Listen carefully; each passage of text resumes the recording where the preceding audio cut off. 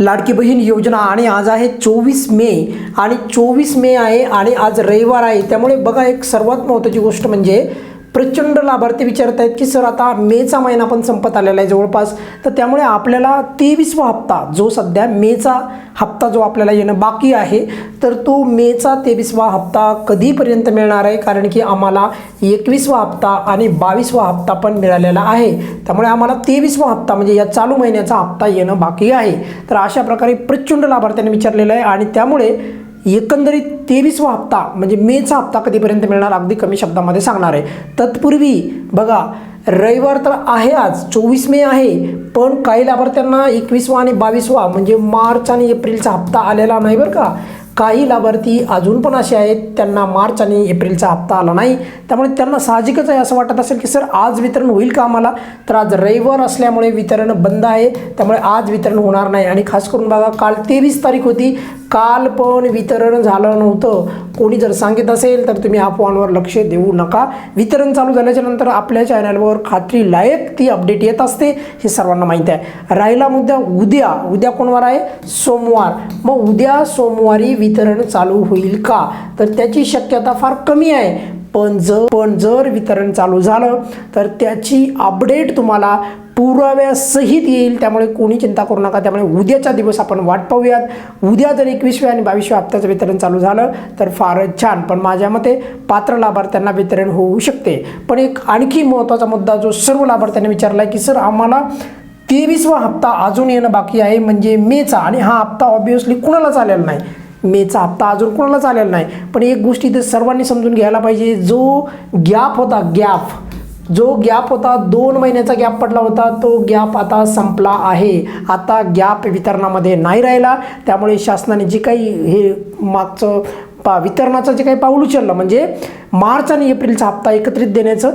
तर त्याबद्दल खरंच त्यांचे आभार, कारण की दोन्ही हप्ते एकत्रित दिले ही चांगली बाब आहे, अतिशय चांगली बाब आहे। आणि या योजनेच्या द्वारे अगदी नेहमीप्रमाणे स्पष्ट सांगतो आहे, लाडक्या बहिणींना प्रचंड फायदा होतो आहे। आणि सर्वात महत्त्वाची गोष्ट म्हणजे या योजनेच्या ज्या लाभामधून काही लाडक्या बहिणी अशा आहेत की त्या छोट्या मोठ्या उद्योग किंवा व्यवसाय करून पण पाहत आहेत आणि त्याच्यामध्ये त्यांनी व्यवस्थित जे आहे त्यांचा गाडा पण व्यवस्थित सुरळीत केलेला आहे। पण आता इथे एक खूप महत्त्वाची गोष्ट तुम्ही म्हणाल की सर 1500 रुपयामध्ये काय होतं, 1500 रुपयामध्ये जरी काय होत नसेल तर काही लाडक्या बहिणीसाठी त्या 1500 रुपयाची किंमत फार मोठी आहे, ही बाब पण सर्व समजून घ्यायला पाहिजे। बघा जो मेचा हप्ता आहे 23वा हप्ता, तर तो मेच्या महिन्यामध्ये तर मिळणार नाही, कारण मेचा आज 24 तारीख आहे। हा हप्ता जवळपास आता एक 7-8 दिवसाच्या नंतर पूर्ण हा महिना संपेल। पण मग या हप्त्यामध्येच वितरण होईल का, तर नाही, म्हणजे ह्याच महिन्यामध्ये वितरण नाही होणार। मग कधी होईल वितरण त्याचं, तर त्याचं वितरण होईल जून महिन्यामध्ये। पण जून महिन्यामध्ये कधी होईल ते पण सांगतो बघा। जून महिन्यामध्ये कधीपर्यंत वितरण होऊ शकते तर ते एकदा सांगतो बघा। यापूर्वी जर मी तुम्हाला सांगितलं होतं बघा की वितरणाला खूप विलंब लागणार होता, आणि ते विलंब खूपच लागला, म्हणजे जास्त कामापेक्षा जास्त गेला। पण यावेळेस 11 तारखेपर्यंत आपल्याला वितरण होण्याची शक्यता आहे, म्हणजे पुढच्या महिन्यात जूनच्या 11 तारखेपर्यंत मेचा 23वा हप्ता पात्र लाभार्थ्यांना येईल। आणि एक महत्त्वाची गोष्ट, सर्वात महत्त्वाची गोष्ट, ज्या लाभार्थ्यांना आतापर्यंत हप्ते आलेत म्हणजे खास करून मार्च आणि एप्रिलचे, तर ते लाभार्थी खूप लकी याच्यासाठी ठरतील, कारण की त्यांना इथून पुढे त्यांना 1 वर्ष तरी किमान लाभ बंद होण्याची कोणत्याही प्रकारची चिंता करायची गरज पडणार नाही। त्यामुळे ही बाब पण खूप महत्त्वाची आहे। त्यामुळे माझी विनंती आहे लाभार्थ्यांना की विनाकारण आता तुम्ही बँक खाते बदलू नका। मी कमेंट्समध्ये वाचतो लाडक्या बहिणी सांगतात की सर आम्ही बँक खाते बदलले होते, आम्ही KYC ही केली सर, म्हणजे हे बदल आमचं अकाउंट जे दुसऱ्या बँकेमध्ये नेलं, कशाला, काही आवश्यकता नसताना करू नका बदल। काही लाडक्या बहिणी म्हणतात की सर असा आम्ही बदल केला, काहीच बदल करू नका। जर तुम्हाला लाभ हवा असेल तर अत्यावश्यक लाभ जर का तुम्हाला बदल करायचा असेल तर बदल करा, अन्यथा काही बदल करू नका। विनाकारण लाभ तुमचा स्वतःच बंद करू नका।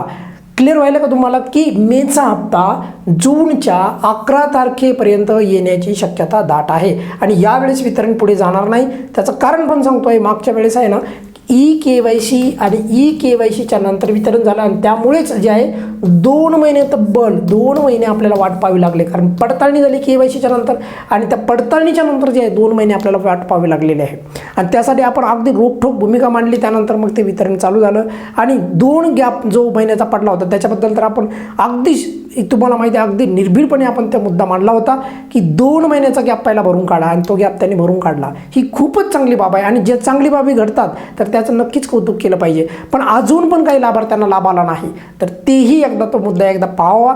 जर त्याच्यामध्ये काही पात्र लाभार्थ्यांना अजून लाभ आला नसेल तर त्यांना हप्ता वितरित करावा व सर्व पात्र लाभार्थ्यांना जो आहे या योजनेचा लाभ मिळावा, एवढीच जी आहे शासनाकडून अपेक्षा आहे. या व्हिडिओमध्ये आपण इथेच थांबूयात. बघा काही अडचण असेल तर नेहमीप्रमाणे कमेंट्समध्ये विचारू शकता. धन्यवाद.